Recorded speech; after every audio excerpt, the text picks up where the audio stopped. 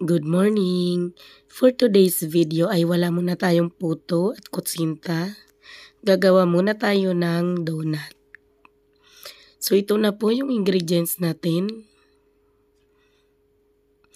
So nilagay ko na yung vanilla, yung melted margarine, 2 cups nga po pala yung ating all-purpose flour. Nilagay ko na rin po yung evap na gatas.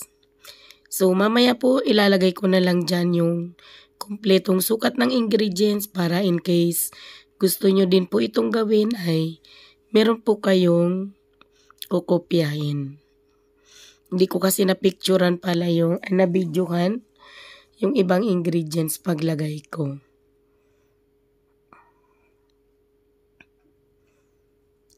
So ayan, haluin muna natin itong spatula pero mamaya po ay kailangan natin siyang kamayin. So medyo paus pa rin po tayo. Kaya wala po akong video kahapon. Kasi paus po si Mami Mila. So sa paggawa po ng donut, nakasalalay talaga yung ganda niya sa kung paano nyo siya minasa.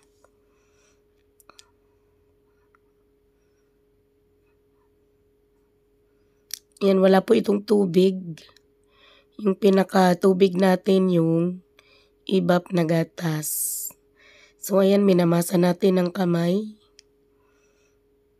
hanggang sa maging smooth yan.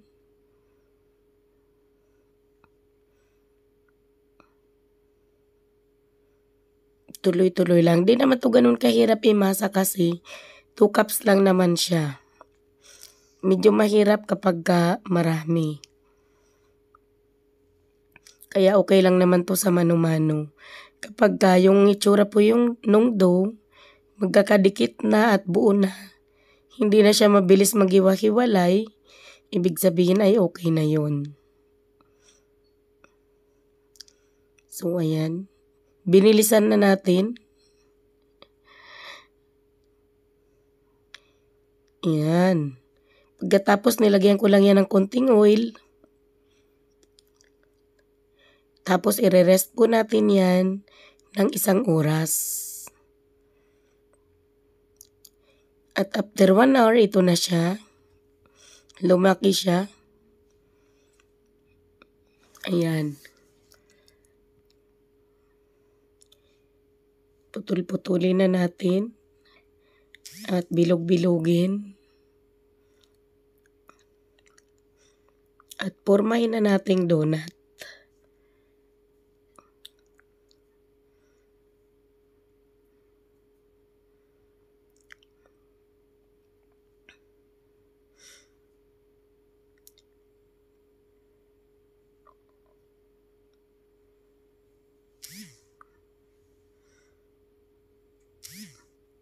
Ayan, ngayon naman lalagyan na natin siya ng butas.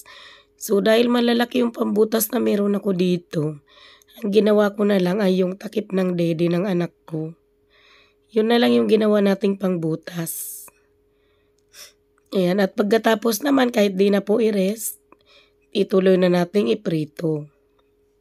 Ipiprito lang natin yan hanggang sa mag-golden brown.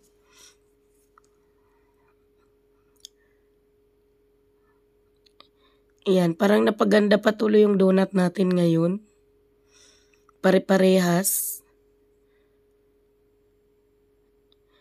Iprito lang natin hanggat sa maging golden brown.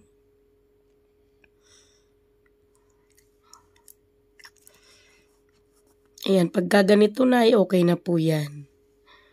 So habang mainit pa, may prepare po ako ditong white sugar. Igugulong lang natin siya sa white sugar. Ayan. So, pero kung bawal kayo sa asukal, pwede na po ninyong hindi igulong sa asukal. Pwede naman na po yan kainin kasi kanina may 2 tablespoon na tayong asukal na sinama natin sa mixture natin.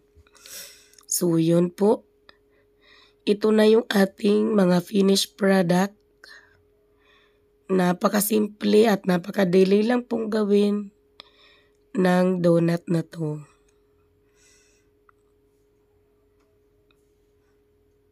Yan, ito na. Ang gaganda at pare-parehas talaga siya. So, thank you so much.